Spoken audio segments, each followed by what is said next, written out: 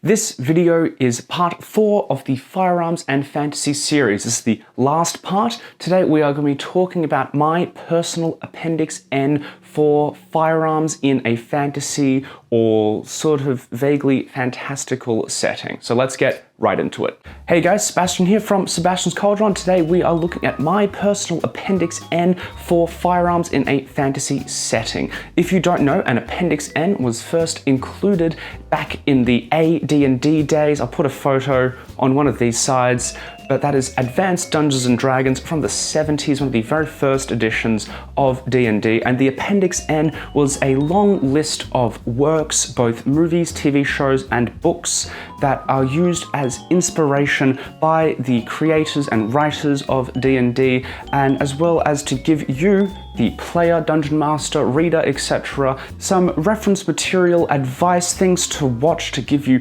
inspiration and everything.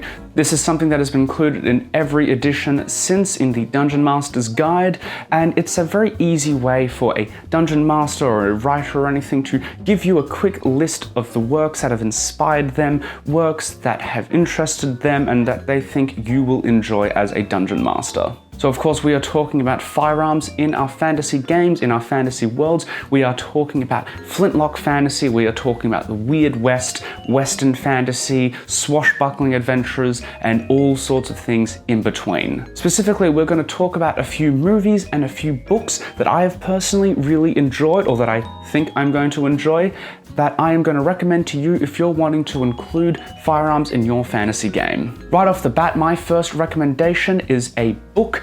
It is a very, very prominent example of flintlock fantasy, more modern flintlock fantasy, especially. I've talked about it many times on this channel before, but it is Promise of Blood, the first book in the Powder Mage trilogy. You can actually see I've got the books on my bookshelf within view. Love it, nice. But this is a fantastic example of flintlock fantasy. We have powder mages. These are magic users that ingest gunpowder in order to gain what is called a powder trance. They have enhanced speed, strength, durability. They can sense and detonate black powder at will. They can float a bullet by detonating an explosion behind it. So they can shoot from like over a mile away, or 1.6 kilometers, whatever the conversion is. There's a few different magic systems within the trilogy, and I don't want to give any spoilers obviously, but we have two main viewpoint characters are both powder mages. The third one is an inspector, which is, I love a mystery and inspector story as well. That's always fun. But the Powder Mage trilogy is very much flintlock fantasy, Napoleonic sort of fantasy stuff. I think the author Brian McClellan even said if you took Les Mis and added some magic into it, you'd have the Powder Mage trilogy. That is very directly one of my big inspirations for my one-shot side world that I've called Thautor. I did a video on one-shots, you can check it out up there if you'd like. The next series recommendation I have is Django Wexler's The Shadow Campaigns. This is another flintlock fantasy series. I have not read it yet. I'm going to preface that very, very clearly, but I've heard very good things. I have the first book. I have the first book, The Thousand Names, coming in the mail in a couple of days. Really excited to get into that, but this is an alternate sort of history fantasy set in a fantastical Europe and North Africa in the Napoleonic era. There are flintlock weapons, there is magic, all sorts of stuff. Whenever I look up flintlock fantasy online, I see two names pop up, Brian McClellan and Django Wexler. These are the two most significant entries that I could find, and I would highly recommend reading them if you're thinking about including flintlock weapons. Moving slightly away from the flintlocks, my next recommendation is Stephen King's The Dark Tower series. You can see that I have them up here. I love those covers because they spell out the Dark Tower. They're not quite aligned, but you know, that's okay. But the Dark Tower series is a sprawling epic that combines fantasy, science fiction, Weird West, and all sorts of strange things, all wrapped up with the classic Stephen King drug-fueled flair that he is known for. I will note that the Dark Tower, unlike the Shadow Campaigns and the Powder Mage trilogy, and also its sequel trilogy, Gods of Blood and Powder, it is not quite fantasy. It is very genre bending, genre crossing sort of stuff. It's sort of hard to describe. I often see people recommend it when people are looking for fantasy gunslingers, but you're not really getting a lot of that fantasy gunslinger vibe outside of the first and fourth book. However, they are very interesting to see. There is some very soft magic in the form of the Man in Black, aka Randall Flagg, aka a billion other names that he uses. Roland Deschain is the quintessential gunslinger, the kind of guy that you see in the old spaghetti westerns. He's a fantastic example of someone who seems to have magic powers, but also is potentially just a stupidly well-trained person. Moving slightly away from books, because I only want to really give you recommendations for stuff that I have read or that I'm planning to read very soon.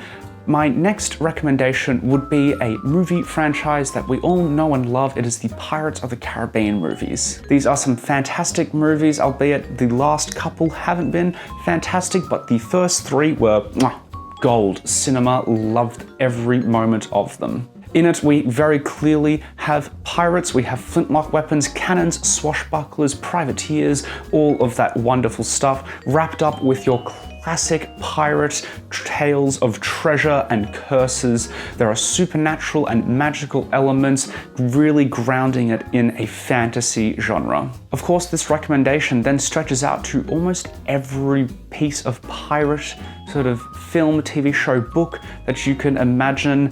Assassin's Creed 4 Black Flag, a video game, of course, has some very fantastical elements in it. I'd be happy to say that that is a fantasy game and a fantastic entry both in the Assassin's Creed series and to this sort of flintlock swashbuckling fantasy world that we are trying to build. Furthermore, as I mentioned in one of the previous videos, you can go a little sci-fi if you want, in which case Treasure Planet. I have mentioned this movie in a video previously, but this is another great swashbuckling tale. We have laser muskets, we have basically spelljammers. It's not flintlock fantasy, and you might struggle to include elements of it in your D&D game. However, it's a great movie. You can easily draw inspiration from that as well. One further recommendation that I'm going to make is the Dishonoured franchise. Dishonoured is a very strange urban fantasy mixed with a bit of steampunk. You have very dark fantasy, gothic sort of elements, very eldritch Lovecraftian sort of influences mixed in with the use of guns, of other thrown projectiles, and all sorts of strange and very unnerving magic. It is particularly unnerving to play Dishonoured now, considering we're in the middle of a global pandemic and there is, in the game, a plague that is spread by rats. However, it's a fantastic entry if you're looking for something a little more gothic, a little more dark and mysterious. You want to go for that H.P. Lovecraft sort of vibe. That would be a fantastic place to draw some inspiration from. You, of course, do not need to just draw from fantasy that uses firearms. You can look for westerns, you can look at old fantasy movies and imagine what they would be like with guns. I've made the joke about Legolas having a sniper rifle, but it would be worth going back and rewatching Lord of the Rings and thinking how things would be different if they did have firearms to varying degrees.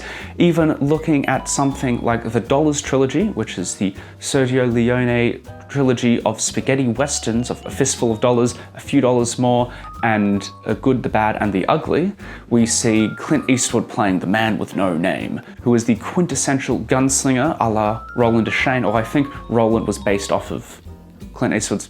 You get it. But that would be a very good series to watch if you are going for more of that Western sort of vibe.